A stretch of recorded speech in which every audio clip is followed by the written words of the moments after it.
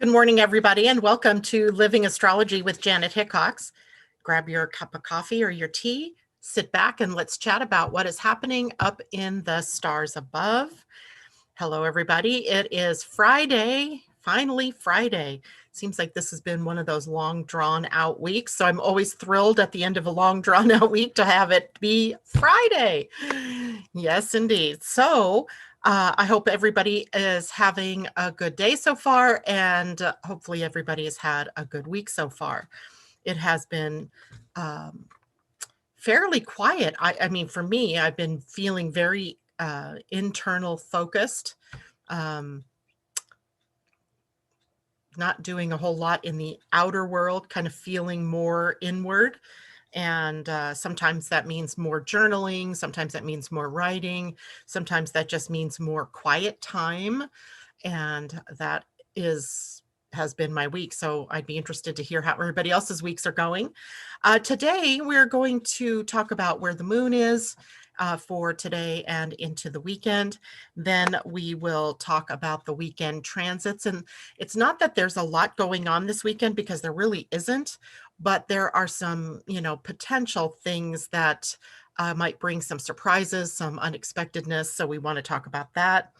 And also because we are closing in on the end of a Pleiadian week, a 13-day cycle in the spiral of consciousness, then we also want to talk about that, as well as the new beginning, because on Sunday, the new week begins.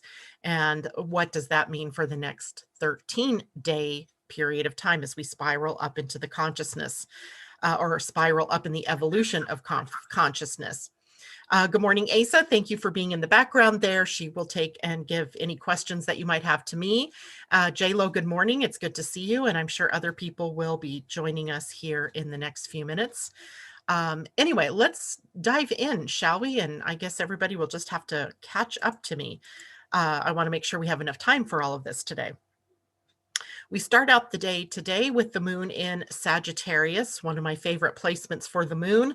And that finds the moon in an opposition to Mars, into a square with Neptune, a sextile to Jupiter, and a square to Mercury. So you can see the day here. We've got squares and an opposition, which are more of the strenuous sort of transits that we can have, or aspects that the moon can be making. And then we have the sextile to Jupiter, which is a more positive aspect, but is it powerful enough to overcome some of the other things that are happening today? Let's first, before we take a look at those transits or those aspects, let's take a look at what it means to have the moon in Sagittarius, transiting through here anyway. Sagittarius is a sign, as you know, of exploring and adventure.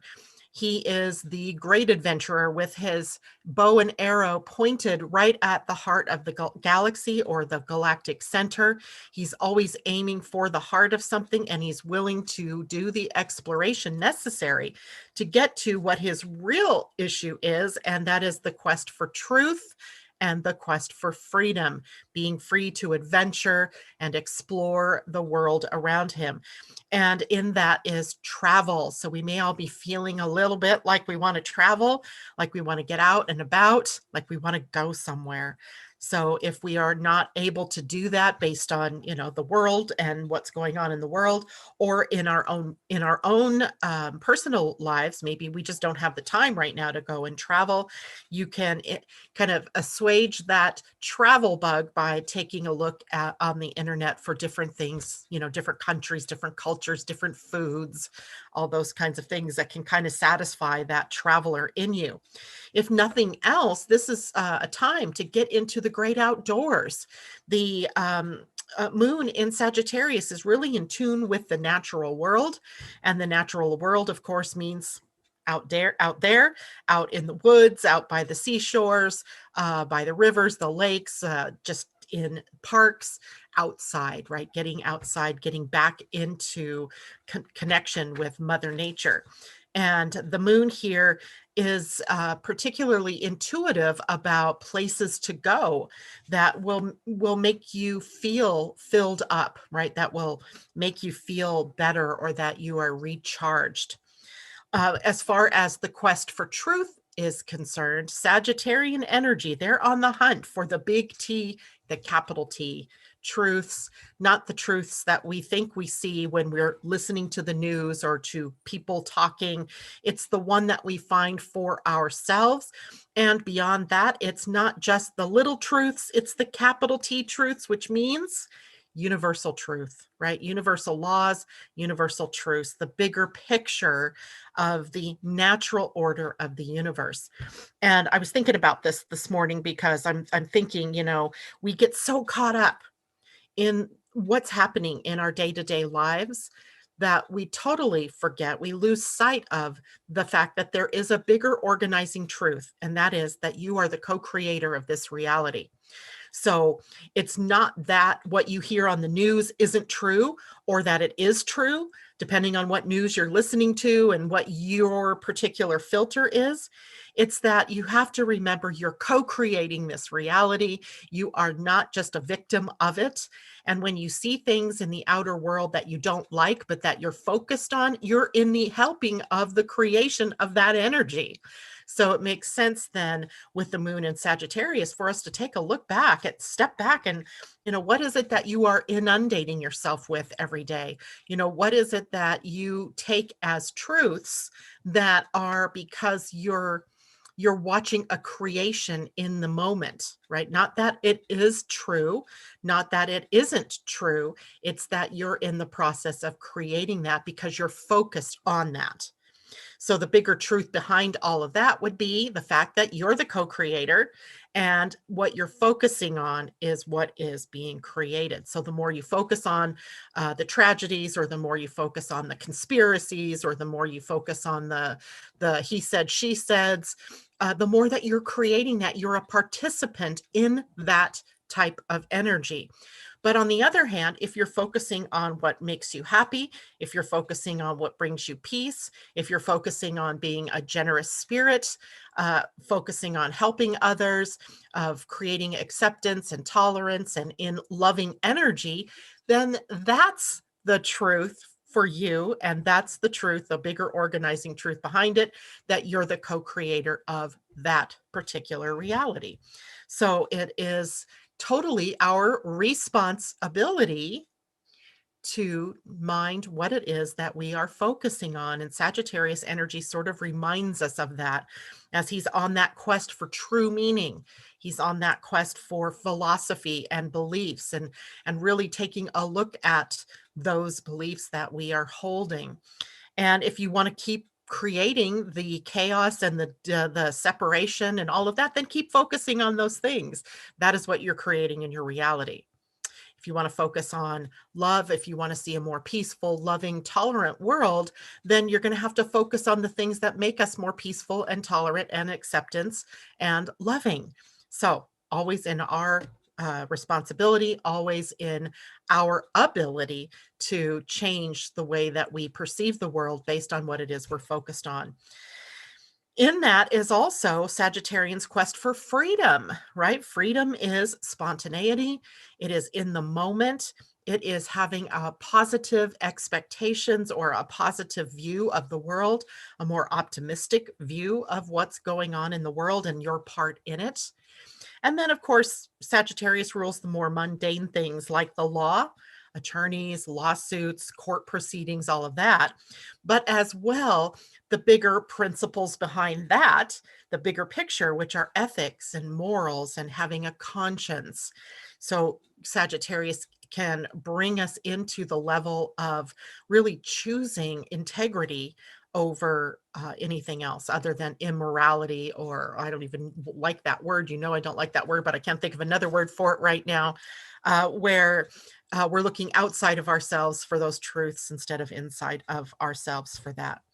Now, the ruling planet for the sign of Sagittarius is Jupiter, and Jupiter is a planet of expansion and growth and wisdom gaining. And so in Jupiter's world, there's optimism, there's positive frequencies, there's good luck, there's fortune. So we see in Sagittarius then that he is also concerned with optimism, faith, good luck, being a generous spirit, being big of heart, and being giving and generous in how we share our time, our resources, etc. And also, Sagittarius energy rules the thought of higher education. It's about higher consciousness, right? And how do we gain in consciousness? Well, often that comes through a practice, a spiritual practice, perhaps, or study. So things like going to college or studying a particular subject out there. So mentors, the people that you choose to teach you or guide you or lead you. So that is all Sagittarius energy, because those studies that we undertake have a sense of creating a bigger, broader horizon for us, raising our perspective, right? So that we see a bigger picture. And of course, that's what Sagittarius energy is all about, right? Seeing the bigger picture and increasing our worldview or our galactic view, our universal view.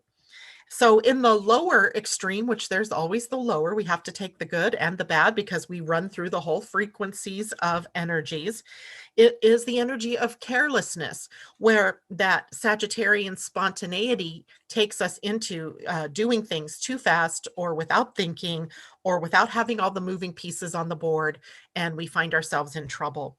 It is self-righteous energy as well, where someone who totally believes that they're right and they go out into the world and they profess that rightness and all else is wrong and all others are wrong. So we get into a disagreement about philosophies and belief systems or religions.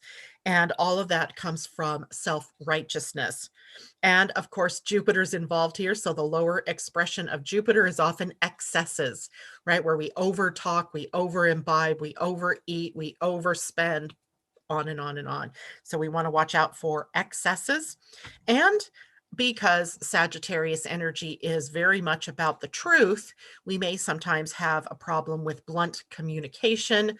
If we're in that lower frequency, we lose our filters, right? It's like suddenly our minds and our mouths are connected completely, and what we're thinking and what we say come out in one fell swoop, not always in the most positive way. So watching what you say and how you say it, important during this period of time. In the body, Sagittarius rules the hips and the liver, sciatica, if you're experiencing those kinds of things, the thighs, the upper legs, and maybe muscular pain or things like that up there. Again, as I said last, or maybe it was on Monday, that these are correlations, right? These aren't absolute hard facts. Just because you might be having a problem in your liver doesn't mean it was caused because you're a Sagittarius or because Sagittarius in your chart is under pressure. It just seems like there are correlations to these parts of the body when there is a transit that's involved with that sign, Sagittarius. All right, that because I don't want people out there thinking that just because they're a certain sign that they're doomed to have these experiences in their health. That's not true. Often, though, when we note something like that in our body, we can sort of look to that sign or that gate, if we're talking about human design, and see if there's a correlation there. Are we misusing the energy of a gate or of a sign? Are we somehow in a fear state? And that is being shown to us in our physical body. But there's not a causal relationship. It's just a correlation relationship. Okay. So am I not online in the right place? Oh my God. I bet I didn't do the right thing this morning when I got on. Good morning, Debbie Johnson, Kathleen Mallory. Yeah, I remember now. I was running a little late, and I don't think I chose the YouTube channel to broadcast on. How funny is that? My bad. Obviously, only a few of you were meant to hear my words this morning live. So let's go on to the Oh, by the way, so today the moon is in Sagittarius all day. And then as we get into this evening, and for those of you on the East Coast, tomorrow morning early, the moon will be in the void from my time, 10:24 p.m. to 1:14 a.m. before moving into the sign of Capricorn. So for those of you on the East Coast, that will be already what, 1 a.m. to 1:24 a.m. to 4:14 a.m. So tomorrow morning when we wake up, we'll all be sitting with the sun, or excuse me, the moon in the sign of Capricorn. So we go from, Sagittarius, expansiveness and study and adventure, to Capricorn's more, let's get some work done. Let's put it into practical use. Let's set some goals. Let's do some things of a practical nature, some very earthy things. So we go from fire to earth.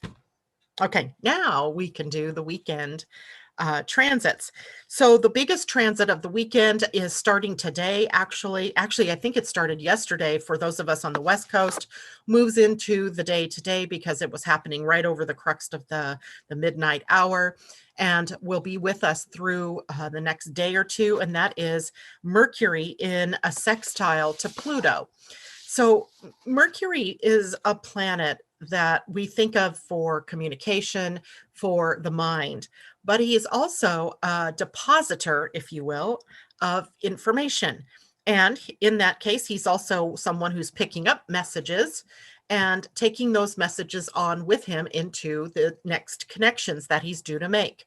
So in thinking of him in that way, then you can see why there's always mixed messages, perhaps, or different messages coming every day that can sometimes make us feel a little confused, depending on the sign that he's in, depending on the message that he's picking up.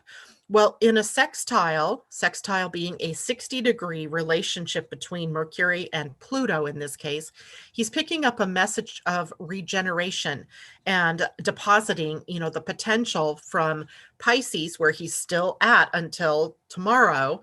And he's actually in the 29th degree of Pisces today. He is sort of giving the message to Pluto that regeneration and regenerative powers now need to be spiritual in nature. So we're having to regenerate in the internal world, in our inner connection with source or God or goddess, whatever that connection is for you, to your higher self, to your higher consciousness, in order to make the changes that we need to make here on the planet, but also in our own lives. And there's something mysterious in this connection, right? There's the mystery of regeneration and those traumas and dramas that tend to pop up in our lives that take us through that death and rebirth process. And we may be drawn during this time, so yesterday, today, and even into tomorrow, to look deeper, to look behind the curtain if you're in Oz, and to see who's actually the manager or the fomenter of the energies behind that curtain.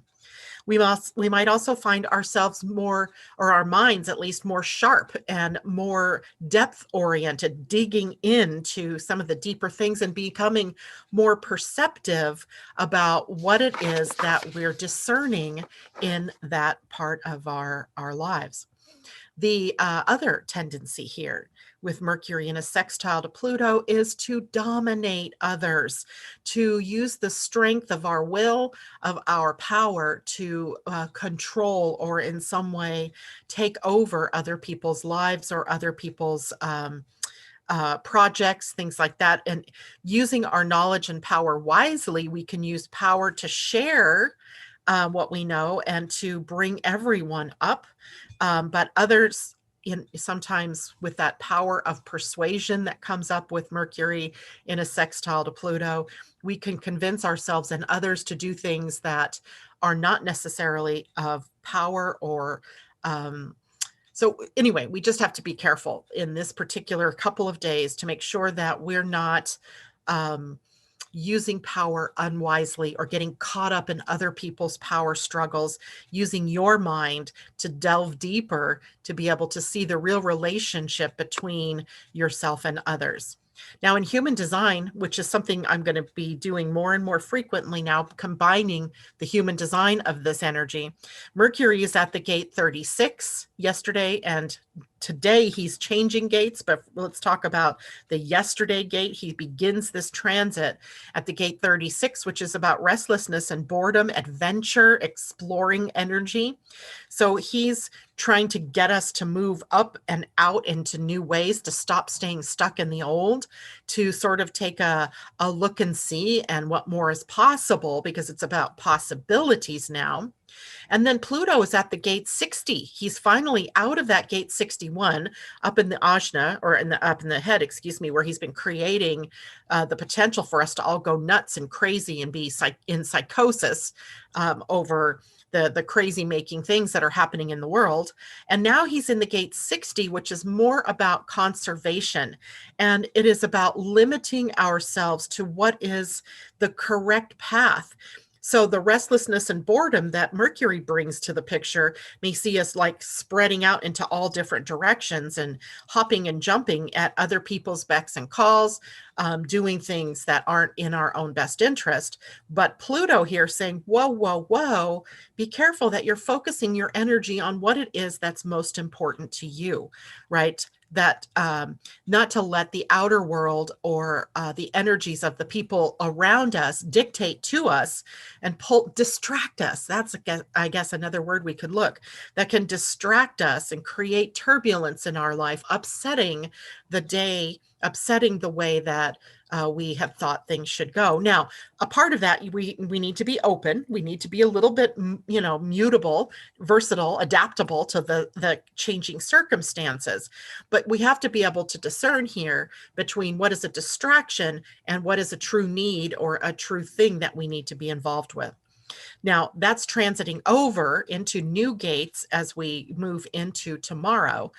Tomorrow, April 3rd, Mercury, out of Pisces now and into Aries, adopts a little bit more of a militant message, a little bit more of an action orientation, and decision-making here becomes much quicker for the next 3 weeks. Sometimes we're thinking in haste. You've heard the saying, act first, think later, or think first, act later. That would be the normal way of doing things. But here we may be tempted to act first and think later. And in that case, Mercury here is exaggerating that tendency. Our communication is more spontaneous. And I'm talking about the bigger picture now, the throughout the 3 weeks. It's more spontaneous and direct, kind of Sagittarius feeling. But Aries is bold and assertive and wants to step forward. So we need to be careful not to hurt other people's feelings in our wanting to take those risks or in taking those bold measures. We don't want to bowl people over as we're trying to advance ourselves in the world. Now, if we look at where Mercury is tomorrow as he moves into the sign of Aries, he is going to be sitting at the gate 25, Spirit. And this is a gate that sits on the identity center. And in a few minutes, I'm going to show you a graphic with all of this on it. The gate 25, Spirit, where he is teaching us to love and trust in our higher power, in our higher consciousness, in our God self or our divine self. And in that, then, he's ruling the lower mind. And yet we're being asked or tasked to have this opportunity to move our thinking, to elevate our thinking in more divine ways. So when we're thinking about what we might want to do, is it something that is showing up in our outer world, or are we reacting to something? So response versus reacting, right? Response versus reacting. So we are given the opportunity, at least here in the beginning of this transit, to open up our minds to see things from a more divine perspective or from a higher perspective. We have that energy for 3 weeks of Mercury in the sign of Aries, where that's been the triggering movement, right? The triggering energy of that transit is with Mercury at gate 25. On the fourth Sunday, we have the moon at the third quarter. That is the halfway point between the full moon and the next new moon. It is a time that we know of as our crisis of consciousness. We have reached the point where our forward momentum movement is meeting up with our consciousness and or resistance in our consciousness. So if we have set some powerful intentions with the new moon, we went through the crisis of action, the halfway point between the new moon and the full moon, which gave us maybe stumbling blocks or things in our outer world that were stopping us, preventing us, where we had to maybe hold up and determine what the next steps would be. Rather than giving up on the manifesting of our intention, we were meant to find a way to flow around, go under, over, maybe just wait for the clear sign that it was time to make the next move. Then we had the full moon, right? The full moon is a time for us to complete or to release or to let go of something that's been in the way. There's often a revelation moment that allows us to see, that is why I had to wait over here. This is why it was taking me more time to get what I wanted done. And now we reach the last of the crises points. And so we are looking at what is it within us that we have to master in order to move to the expression of our intention or the full expression of living our truth. So that can be a problem sometimes as well, because we may have a lot of thoughts and a lot of issues, a lot of beliefs standing in the way of our really truly connecting to our intention. And if that's the case, this is the point in time we come up against that and we begin to release ourselves from that. And during that time, the moon is going to be in the gate 38. That is on the root center. It is also called the gate of fight. And in quantum human design through Karen Curry Parker, this is the gate of recalibration. We are recalibrating. We are looking back and seeing what's worth fighting for, right? Is this just a losing battle? Did I choose an intention that I wasn't ready for yet? If it is the right thing and my heart and my passion's really in it, then all I must do now is recalibrate my thought processes, my belief system, so that I can open up to the completion of whatever that is that I started with the new moon. So let's take a look at that, shall we? I'm going to share my screen with you. Hopefully I can do this the right way today. Oops, share. There we go. So I wanted to show you this as a human design chart, and I've put a lot of different information here. Let me make this just a little bit bigger. Okay, so we don't have anything going on in the head or the ajna in the inner planets. So I left that sort of blank for the moment. What I really wanted to talk about is this energy for the weekend that is very much focused on the identity center and especially the heart center. So the heart center is a center that in human design is about managing and allocating resources, our time, our money, our energy. And in that center, we have the gate 21 of control or self-regulation. We have the gate 51 of initiation or shock. We have the gate 26 of integrity, and we have the gate 40 of restoration. So this center we often think of in human design as the gate of service. And so the gates here are meant to show us how we're going to distribute our energies out into the world as a path of service, right, into the world. How are we going to share of our gifts and our talents individually, and how are we going to spread that out to the world? So the gate 21 is where the sun is sitting this week. That graphic went out the other day. That started on March 30th, I believe, and takes us through April 4th, so through Sunday. And so through Sunday, we're looking at how is it that we are showing up?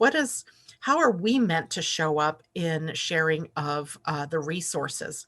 of our time, of our energy, etc. This is sometimes the need to control in the gene keys. The lowest expression here is control. In the gift, it is authority, right? It's you being able to stand your ground. It is you being able to manage your time, your money, your resources to the benefit of yourself, but also to the benefit of others. Now, often we have a case where this would just be hanging and there wouldn't be any other planets at the other end. But a little known planet, Mars, that we haven't talked about a lot for a while because he's sort of diminished in a way, he's moved to the background, is taking up residence at the gate of the king or the queen, the gate of distribution. I'm the one that made the money, so I'm going to be the one to decide where it goes, even if I'm not the one that has the best skills at doing that. Maybe the 21 is the better one at it. So now we have a power struggle potential going on through the weekend with Mars at the gate 45 and the sun. These two are high energy, right? They're both fire. Mars is a fire planet, the sun, obviously, fire. So we have a lot of fire energy, a lot of passion going into how it is that we are going to distribute resources. Now, these are inner planets, so indeed that is for you personally, but we're also seeing this, how funny, out in the outer world with plans for a new infrastructure package here in this country. And how is that money going to be distributed? How's it going to be, where's it coming from, et cetera, et cetera. So the purpose of these two connecting here is to see that the distribution is fair and equal and serves the most number of people, not just the wealthy, not just the poor, but all people have access to the resources equally. So there is where the power struggle is, right? So personally, in our own lives, we may find ourselves in conversations with our spouses or our relatives in some way about how we share our resources and how I'm going to show up in using my own resources. The other problem here is that this is highly energized by a channel of initiation. We have Venus, not usually a planet that I think of as creating chaos or problems, but she's sitting at the gate of initiation. At the same time, Mercury is sitting at the gate of universal love or the gate of spirit. So we're all being initiated through the things that are happening in our outer world or the things that are happening in our personal lives to be more loving, more heart-centered, and to do spirit's work. It's almost the initiation into thinking about the body as the vehicle for the soul or the spirit. So the soul or spirit as the driver and you and your body as the facilitator of getting that, thing done or getting that out to the world, etc. So the initiation here is us learning to be more inspirited, to have more faith, trust, and to surrender to the higher power. And there's, we get so caught up in our ego, which is another name for this center, the ego center, that somehow we think of our ego self as separate from our divine self. Well, it's not that you don't have two different entities within you. You have one entity with a dual purpose, living in a dual world, right? A world of duality, where you have a spiritual purpose and you have a life purpose. The life purpose, the body, and all it's going to do to accomplish the soul's purpose, right? The curriculum the soul laid out for you. They're not two different people. It's all you. And so don't get into thinking about ego versus spirit, because it's all you. Right? It is all you. You're not losing your individuality. You're not losing your ability to do what you want to do, because what you want to do and what spirit wants to do should be the same, right? They should be in the same vein. They should be moving together. And that's a part of the lesson, the wisdom that we're gaining on the planet as we live here, is how do we do that, right? How do we move things together so that we're not these two separate entities? We're bridged together, right? So we have the gate 51, the shocks and the surprises and the awakening, very Uranus type of energy that can wake us up.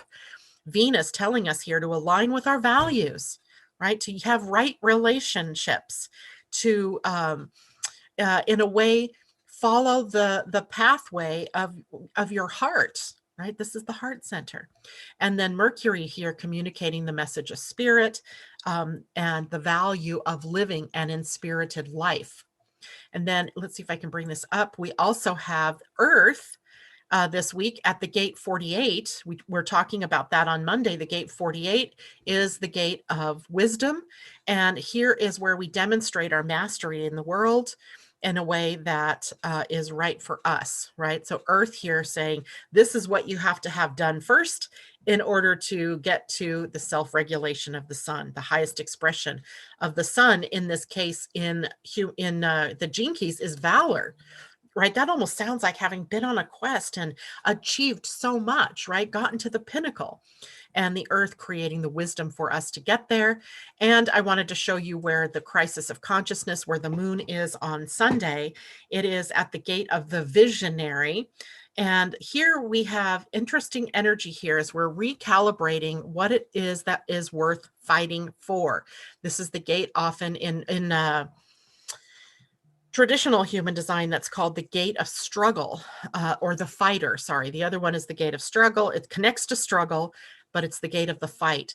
And a visionary knows what's worth fighting for, right? What's worth sticking in there and wading through all of the trials and all of the errors and all of the dramas and traumas and the excitement and the highs and the lows, to get to the right purpose or the right meaning. So the moon, our crisis of consciousness here, then on Sunday might be about our wanting to give up. Maybe we're trying to, maybe the consciousness that we are holding in our minds is about wanting to give up. And giving up meaning, I'm tired of the fight. I'm tired of the struggle. But is what it is what you're doing or what you're engaged with worth the struggle? That's the question, right? And only you can answer that. If it's worth the struggle, then you stick with it, even though there are these highs and lows and in-betweens. You can tap into the energy of the root center, which is endurance and perseverance, tenacity and determination. It has staying power, but it also pulses on and off. That's the reason why sometimes we may think that the fight isn't worth it because somehow things aren't working the way that we thought they should work. But the pulse in that energy may have backed off, and it's time just to integrate, or it's time to redetermine the next step. And that's what this Sunday crisis of consciousness is there some shift I have to make up here in my consciousness before I can take the next step or the next forward motion? So that I'm going to be doing this more and more frequently, kind of bringing the astrology and the human design together. What I meant to do here is to show you then that gate 45 is a Gemini gate, because we know right now that Mars is in Gemini. So you can see this is Gemini energy, which is sometimes about ideas and sometimes inspiration, sometimes leaping before looking, doing, things sometimes very egocentrically. So we have Mars sitting here kind of magnifying what it is that we need to do in order to share our resources more wisely. Then we have the sun at self-regulation. Well, the sun is in Aries, so we know that gate 21 is an Aries gate. Venus, right now, Venus is, I forgot what degree she's at, because she's getting to the mid, she's in a conjunction pretty close to the sun. So she's at 14, almost 15 degrees of Aries. So we also have the gate 51 as an Aries gate. So Aries mid degree Aries. Then we have Mercury at the gate of spirit, and that is an Aries gate.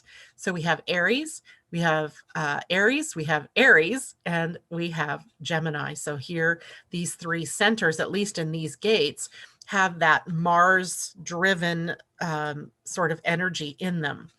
Now, the Earth over here is at wisdom. The Earth is always going to be in the opposite sign of the sun. So if the sun is in Aries, then the Earth is in Libra.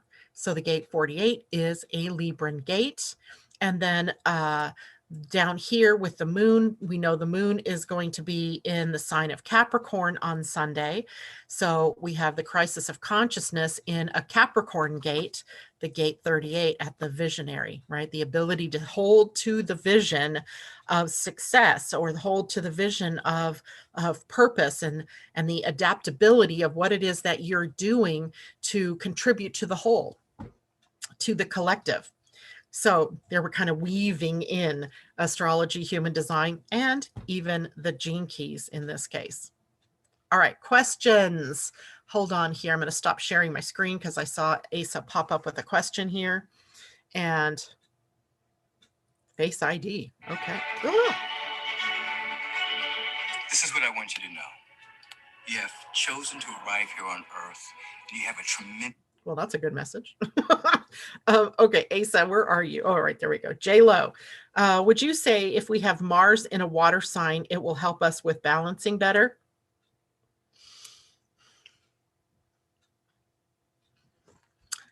I don't think that you could. I don't think that you could say that it balances better because Mars in water is often debilitated. I think it makes people have to focus their energy better because water is, of course, emotional and is, what is that popping up for? Crazy things happening here this morning.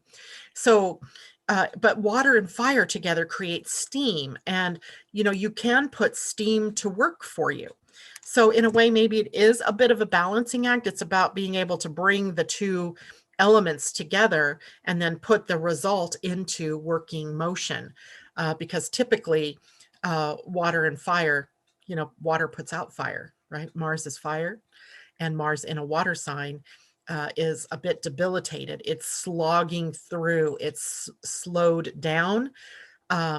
But if you can put the energy of the two together, as in steam, and put it towards something, then yeah, you have the ability to better focus the energy in some way. But that would be the problem, right? Mars in a water sign is hard to focus that energy. It sometimes is just, think about steam. What is it doing? It's just going up into the air and it's dissipating. So the energy of Mars can be very dissipating in water. So you have to do more to actually focus it and make it go in the direction that you want to take it. So I hope that helps answer your question, J-Lo. Any other questions before I go into the Pleiadian-Earth energy? Debbie Tibbetts-Tumiel wishing everyone that celebrates it a happy Easter, a hoppy Easter. Okay, good. I'm super excited for this week and we'll be taking so many notes. I am so overjoyed right now. I feel like crying. Oh, tell us what it's all about. Tell us what is so exciting for you. I love to know that. And J-Lo says, I have Chiron in the unconscious on 51.6. So 51, again, the gate of awakening or initiation, right? Or at least the channel is of initiation. And there is something to be said here about that connection for you, because Mercury is also at gate 25. If gate 25 is empty for you in your birth chart, now you have a planet sitting there. There could be some extraordinary breakthroughs that you have over this period of time in the weekend. So there you have that. Okay. Pauline, good morning. Jennifer Peachy, good morning. Kathleen Mallory, good morning.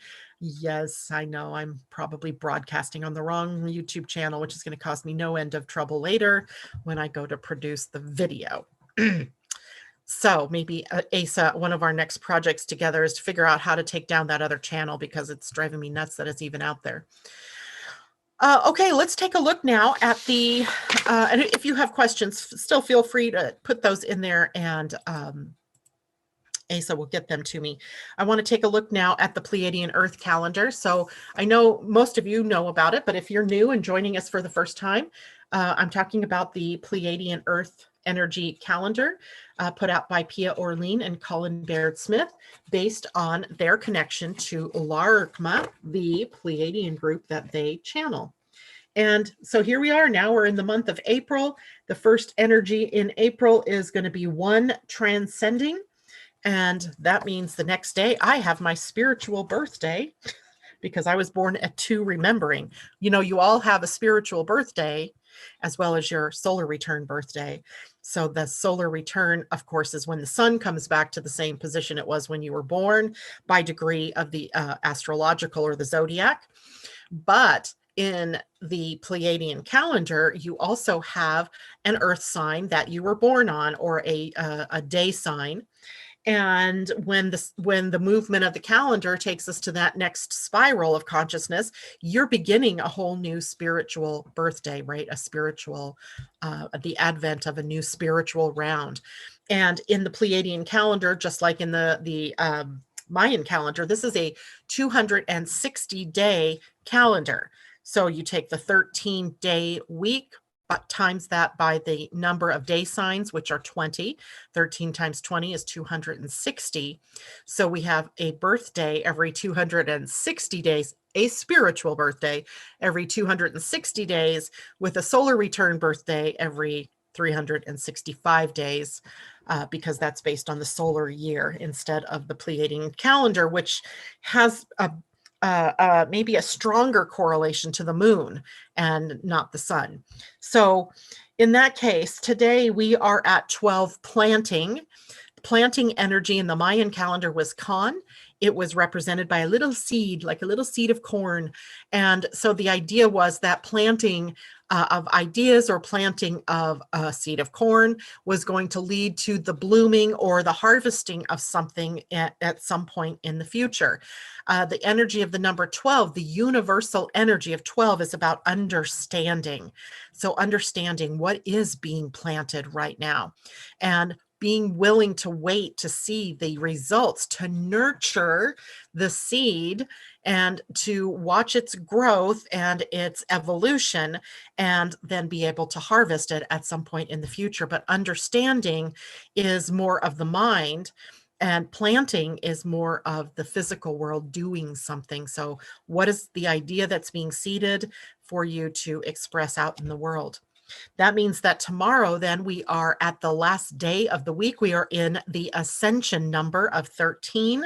So we're more internal focused, right? We're going within to ask what comes next, what's next for us, what's the next important step I need to take when I get to the new week or the new spiral. And it is in the Mayan calendar, Chichon, moving energy. So Chichon was representing the snake, how it sheds its skin in order to grow. So growth in that case required a sort of cracking open and a peeling away of the old in order to facilitate the new or to embody the new. So that requires us to move, right? To make some changes, to move forward. So tomorrow is a day of contemplating not only what comes next, but then being willing to take the steps for that next best action or that next best step.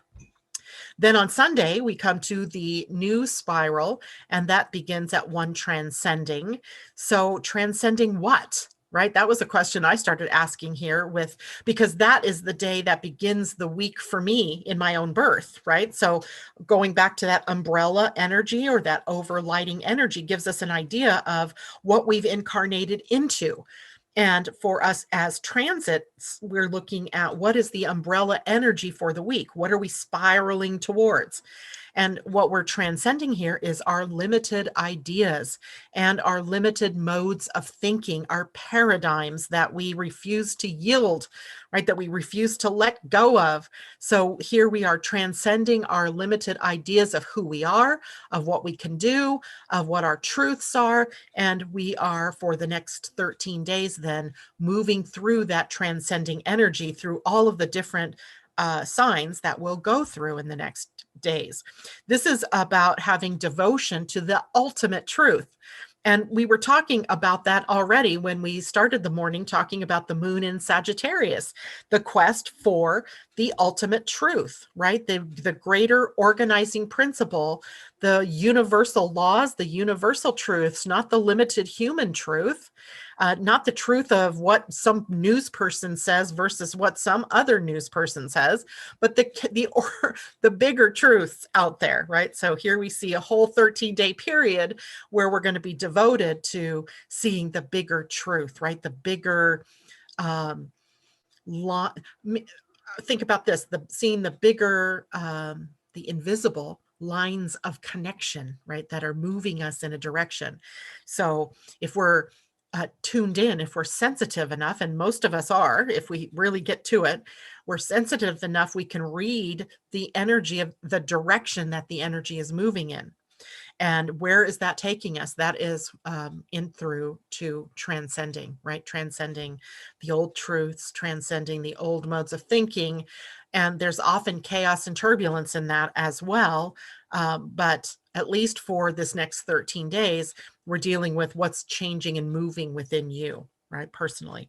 Then the outer world may also show us signs and symptoms of that change going on in the outer world, or I mean, change going on within us being shown to us in that outer world.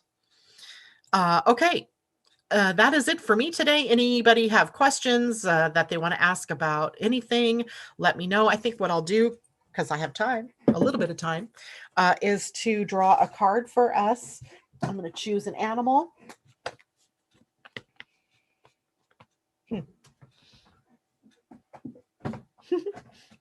I'm going to choose an animal card. The Wisdom of the Oracle, or I mean the Wisdom Spirit deck. Here we go, this one. And the dog pack. I'm going to choose a card from the dog pack. I love the dog pack. And if you think about dog energy, dog is God in the mirror, right? God. If you put dog, it's going to say God, right? So let's see what Spirit wants to tell us for the weekend. What do we need to know for the weekend? And this is for the collective. You still have some time if you want to ask a question. Oh, see, that card just fell out, and it's Elephant. Elephant Spirit says, learn from the past. Learn from the past. Don't repeat it. It doesn't say redo the past. It doesn't say do it all again. It doesn't say get stuck in the past. It says learn from the past. And that is card number 25, a 7. So we have a spiritual card here. And I believe it fell out upright. And then when I picked it up, it was upside down. So I'm going to read both, I think, today. 25. So Elephant Spirit says, learn from the past. And the Oracle's messages, although we often wish we could leave the past behind, Elephant Spirit reminds us that memory matters. We must respect the wisdom of the elders who hand down to us traditions they have shaped to express our connection to each other and respect for the community. What has come before informs what we are experiencing today, and we must never forget our legacy of strength and dignity. Elephant Spirit appears with the message that we are to acknowledge that which came before and learn from it. All of us are memory-based creatures, and we must revisit the past to understand where we are and where we are going. The stories of events you've experienced, the stories in our collective memory, and the stories of relationships you have had can be told many ways. What story will you tell? Elephant Spirit is here to encourage you to make it one that stirs in you a sense of power and dignity. Willing to be learning and growing, choosing to learn from your past. Now, the protection message I'm going to read just because I'm not sure if it was upside down or right side up. And it says, are you feeling comfortable with a tradition, custom, or familiar behavior that no longer fits who you are? Do you wish the past could be erased so it could no longer cause you a moment's pain? Elephant Spirit is here to encourage you to write a different story and alter the traditions in ways that acknowledge that we all evolve, for transformation is our nature. Elephant Spirit calls you to not be selective in your memory, because ignoring the good or the bad will prevent you from growing your wisdom and strength. Build on the best of the past, learn from the worst, and walk into the future with dignity, accompanied by Elephant Spirit who remembers the truth and honors your strength and wisdom. Elephant. And if you look at her, she's just really gorgeous with that wonderful diadem right there in her forehead, marking the third eye. It's beautiful. Okay, now let's draw a dog card. The dogs want to talk.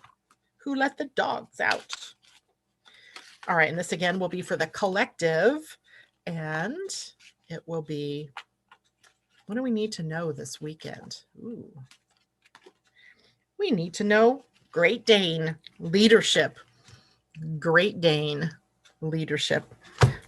My granddaughter has a Great Dane, and she thinks she's a little tiny puppy. She likes to crawl up on your lap, and she weighs at least 80 pounds.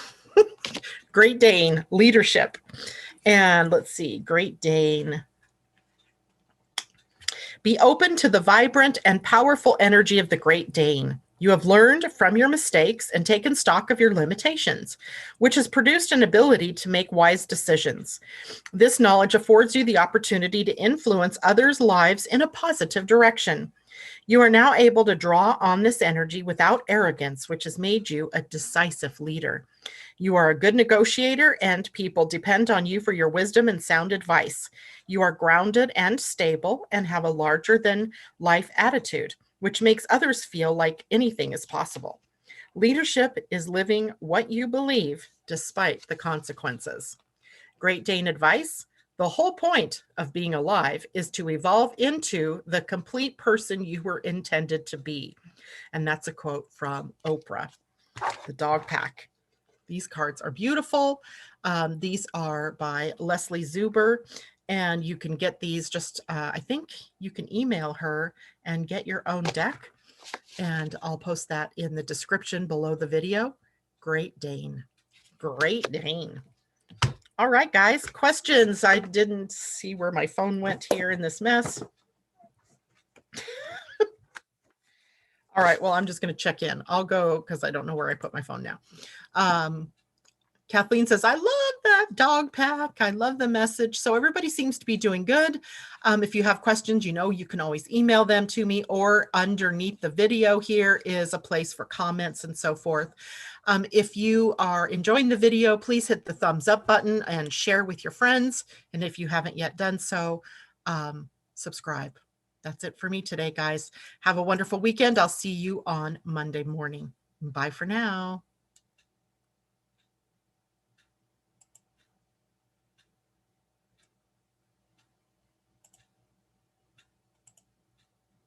Oh my God.